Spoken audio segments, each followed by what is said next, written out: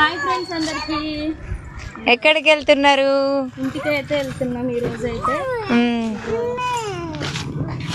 రోజులు అయితే ఉన్నాం కదా.